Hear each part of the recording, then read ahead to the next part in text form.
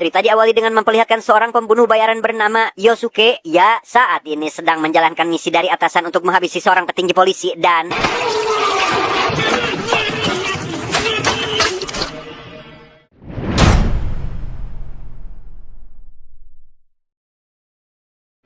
Setelah Yosuke menghabisi target, datang seorang agen pembersih bernama Sugimoto yang bertugas membersihkan TKP kejadian. Dan untuk sekedar informasi tambahan, kedua orang ini dari organisasi bernama Tokyo Life, sebuah organisasi rahasia yang sangat rapi dan terampil dalam membunuh dan menghilangkan jejak.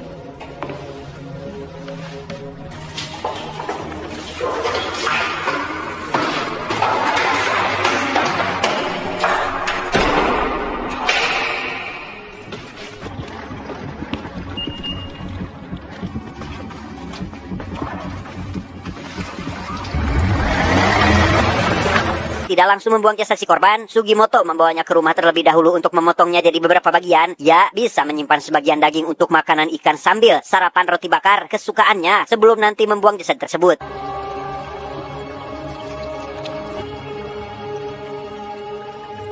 Dan kisah akan berfokus pada seorang koki bernama Takashi. Ya, bekerja di sebuah bar bernama Hydra yang dikelola oleh seorang gadis muda yaitu Rina, yang meski tempat itu tergolong cukup kecil, namun bar tersebut setiap harinya sering ramai pengunjung. Bukan hanya menu hidangan yang sangat diminati, di sana ada seorang waiters bernama Kenta yang diincar para gadis karena tampan dan ramah dalam memberi pelayanan, bertolak belakang dengan Takashi yang dingin dan tidak pernah tersenyum pada siapapun. Namun dengan hadirnya mereka berdua sangat berarti bagi Rina selaku pemilik dari bar tersebut. Oh, Yukari-san, irashaimase. Dozo. Menyadari ada salah seorang pelanggan setia datang, Rina yang sudah mengenal dekat orang itu pun segera meminta Takashi agar membuatkannya sesuatu. Yang mana di sini kita akan melihat kemampuan Takashi selaku koki yang dapat menebak keinginan pelanggan hanya dari melihat raut wajahnya, meski sikapnya kurang ramah pada pengunjung. Teka, 無性にカレーとか食べたかったからちょうどよかった。聞いてみたら？タカさん、ちょっと来て。Takashi yang dianggap luar biasa karena dapat membuat makanan sesuai isi pikiran pelanggan, menjelaskan bahwa dirinya mengetahui si pelanggan sedang dalam pengaruh alkohol dan ia sengaja membuat makanan itu untuk menetralkan efek samping. Namun terkait di mana ia pertama kali belajar memasak, Takashi tidak ingin menceritakannya. これのレシピ言ってみて。 Saat sedang memberitahu si pelanggan terkait resep masakannya itu, Takashi tak sengaja melihat salah seorang pelanggan pria yang memasukkan sesuatu pada minuman wanita di sampingnya. Ia yang sadar jika pria itu berniat jahat, segera menghampiri si wanita tepat saat mulai tak sadarkan diri. あれ、ミキちゃん。飲みすぎちゃったかな？ミキちゃん。悪いな。 Di sana si pelanggan bernama Hasegawa yang merupakan pelanggan tetap dikenali oleh Rina karena sering melihatnya. Entah apa pekerjaan Hasegawa yang selalu mengenakan jas rapi, Rina yang sudah biasa dengan kejadian seperti ini pun tidak ingin ikut campur dalam urusan orang lain dan membiarkan Takashi turun tangan untuk mengulusnya. 決まってさっきみたいにタカさんが出てきてくれて収まっちゃうの。 Rina yang membicarakan terkait Takashi yang biasa menyelesaikan masalah saat ada keributan di bar, membuat Kenta seketika mengungkapkan pendapatnya dengan mengatakan jika ia menganggap rekannya itu sebagai tua bangka penyelamat. Dia mana Takashi yang mendengar percakapan mereka berusaha menunjukkan raut wajah tersenyum meskipun sulit. そうっすよ。いや、ジョークなんですから。笑ってくださいよ。こうか。タカさん、無理しなくていいから。 Malam harinya Hasegawa yang kembali datang ke bar membuat Takashi curiga jika pria itu akan menjadikan Rina sebagai target berikutnya. Namun saat memperhatikan gerak-geriknya yang mencurigakan, Takashi seketika dihampiri Kenta sekedar ingin curhat tentang dirinya yang kelaparan akibat belum sempat makan sejak pagi. Sementara Takashi menyiapkan makanan untuk Kenta, Rina yang tengah asik mengobrol dengan Hasegawa pun menceritakan terkait dirinya sudah tidak memiliki orang tua. Ia tidak mengetahui keberadaan ayahnya yang menghilang, namun beliau meninggalkan harta salah satunya adalah bar ini. Dan saat Rina balik bertanya terkait apa pekerjaan Hasegawa, pembicaraan mereka terhenti karena Hasegawa mendapat panggilan telepon. 何されてる人なのかなとか。ごめん。ぜひお待ちしてます。ごちそうさま。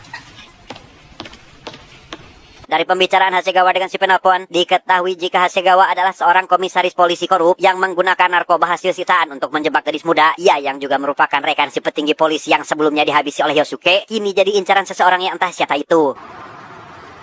Mosh, Sawada. Karena kebetulan sedang sepi pengunjung, Rina yang akan menutup bar lebih awal pun kini diajak jalan-jalan oleh Kenta untuk mencari udara segar. Di mana Takashi yang ada di sana dan kebetulan mendengar pembicaraan mereka, membuat Rina merasa perlu untuk mengajaknya juga, meski Kenta sebenarnya keberatan akan hal tersebut. 2人で先行ってて。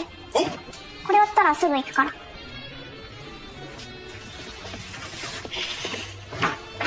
Tepat saat Takashi dan Kenta berangkat lebih dulu, Rina yang berniat akan menyusul setelah menutup bar malah mendapat pelanggan yang tiada lain adalah Hasegawa. Ia yang merasa tak enak jika harus meminta pelanggan pulang, terpaksa mengurungkan niat untuk ikut pergi dengan Kenta demi melayani pelanggan yang jadi prioritas utama. Karena membutuhkan teman untuk ngobrol, Hasegawa yang kesepian pun mulai merayu Rina dengan menawarinya minum bersama. Ia yang berniat menjadikan wanita itu sebagai korban berikutnya, diam-diam memasukkan obat tidur pada minuman Rina sehingga... Itadakimasu.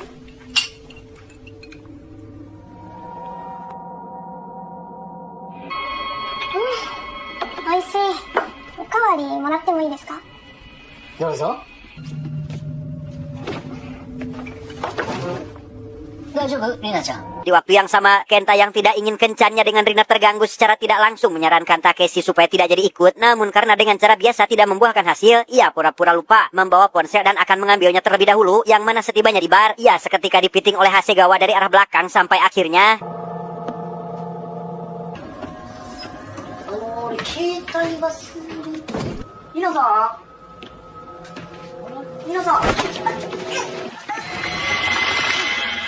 Selesai dengan Kenta, Hasegawa yang berniat menyuntikkan cairan narkoba pada tubuh Rina kembali mendapat hambatan karena Takeshi datang ke sana tepat waktu. Dan meski sempat lolos dari penangkapan, ia pada akhirnya tetap tertangkap dan...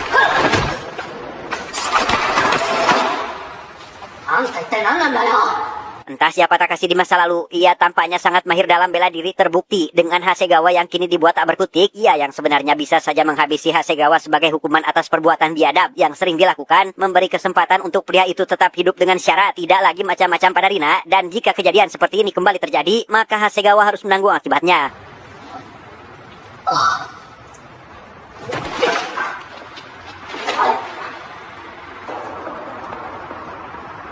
Sepulangnya ke rumah, Takashi yang merenungi perbuatannya barusan kembali melihat pisau kesayangannya, yang mana dahulu ia ternyata adalah seorang pembunuh bayaran paling ditakuti dalam organisasi Tokyo Life, di mana Takashi tidak pernah gagal dalam menjalankan misi, bahkan pernah menghabisi mentornya sendiri yang diduga telah berkhianat.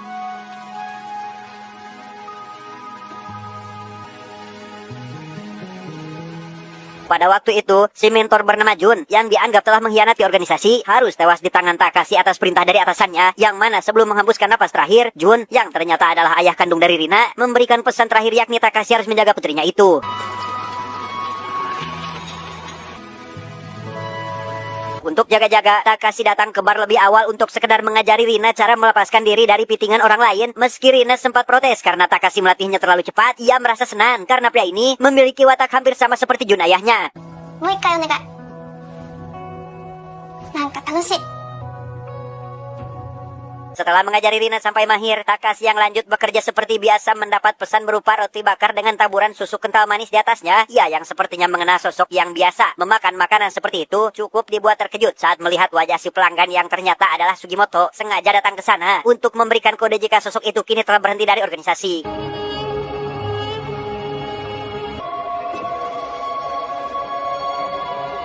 Sadar sedang ada masalah serius dalam organisasi, Takashi lantas menemui rekannya di masa lalu bernama Samsul. Ia yang penasaran terkait apa yang telah terjadi, diberitahu oleh Samsul bahwa belum lama ini ada sosok pembunuh bayaran tak dikenal yang lebih dulu menghabisi Hasegawa. Di mana itu secara tidak langsung adalah berupa ancaman jika sosok yang membunuh Hasegawa juga akan mengincar mereka untuk dihabisi. Samsul yang berharap Takashi kembali bergabung mengingatkan terkait tujuan mereka yang bukan hanya menghilangkan nyawa orang sembarangan. Organisasi hanya menargetkan orang-orang yang dianggap pantas mati seperti pejabat korup yang merugikan masyarakat. Ya, ingin Takashi jadi mentor Yosuke karena meskipun sudah terlatih, Yosuke masih tetaplah seorang pemula.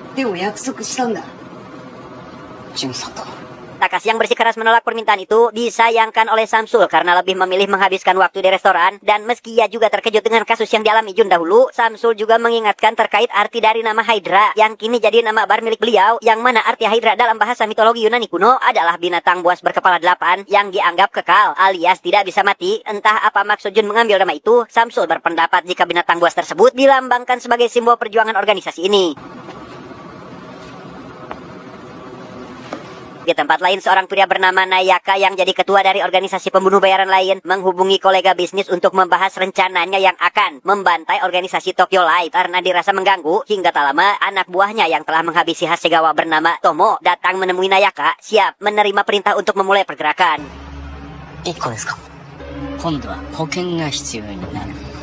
Tanpa buang waktu, Tomo yang menjadikan Yosuke sebagai target pertama yang akan dihabisi, diam-diam mengikuti orang itu sampai menuju tempat persembunyiannya, di mana Yosuke yang menyadari jika dirinya sedang dalam bahaya, dengan cepat mengambil sebuah obeng untuk dijadikan sebagai senjata dan...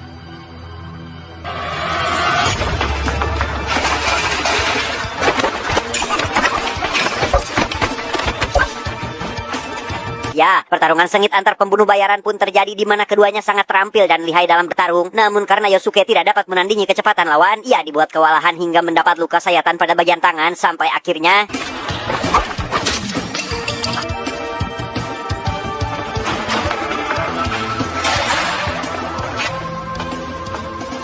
Sementara Yosuke berakhir di tempat pembuangan sampah, Takashi yang masih merenung memikirkan apa yang harus dirinya lakukan teringat pada Jun yang dahulu merawatnya sejak kecil. Ia dididik untuk bijak dalam mengambil keputusan karena itu dapat menjadi langkah awal untuk menjalani hidup, dan Takashi memilih menjadi seorang pembunuh bayaran meski Jun tidak mengharapkannya.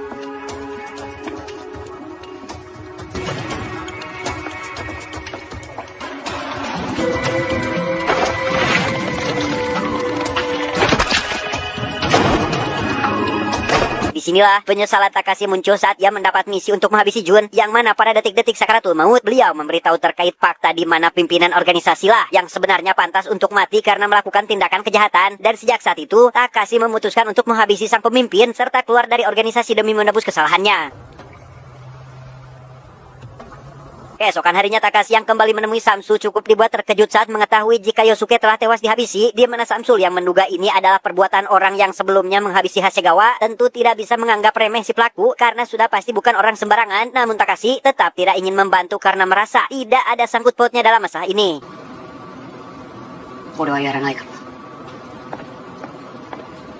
Di luar dugaan, Tomo yang juga menjadikan Takashi sebagai target yang akan dihabisi, ini menculik Rina selaku orang terdekatnya. Hingga tak lama, Takashi pun mendapat video berisi ancaman dari Tomo yang akan menghabisi Rina jika tidak dapat menemuinya. Sehingga tanpa buang waktu, Takashi langsung berangkat saat itu juga.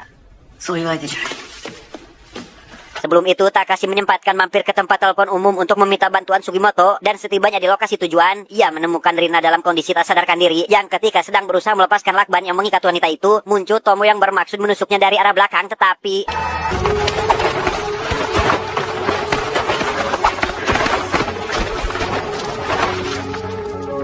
Ya, tidak seperti Yasuke, Takashi yang memiliki jam terbang jauh lebih tinggi pun mampu menandingi Tomo meski tanpa menggunakan senjata, dan meski sempat mendapat luka pada bagian tangan, ia tidak akan menyerah begitu saja dan tetap fokus untuk memberikan perlawanan yang seimbang sampai akhirnya...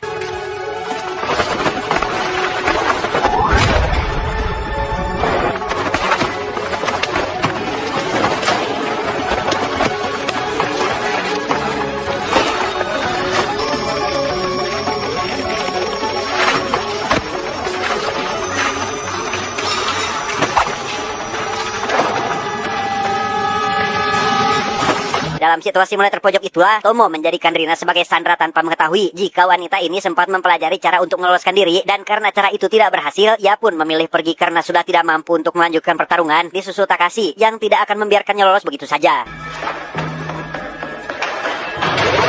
Nayaka yang melihat kejadian itu dari rekaman CCTV tidak memiliki pilihan kecuali harus menghabisi Takashi dengan tangannya sendiri. Namun saat akan pergi ke tempat Rina disekap, ia malah bertemu dengan Samsul yang rupanya mereka sudah kenal satu sama lain. Gimana Nayaka ternyata adalah sang pemimpin yang dulu telah dihabisi oleh Takashi. Entah bagaimana Nayaka masih hidup sampai sekarang. Ia menjelaskan jika dirinya tidak akan mati dan akan membantai anggota Tokyo Lab sebagai bentuk balas dendam. Sampai akhirnya Nayaka memilih mundur untuk menyiapkan rencana lain di kemudian hari.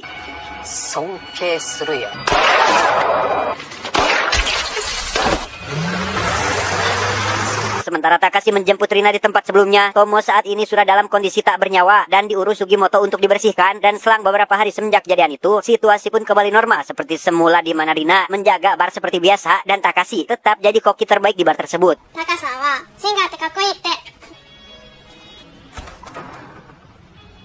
Takashi-san, waratte mashita.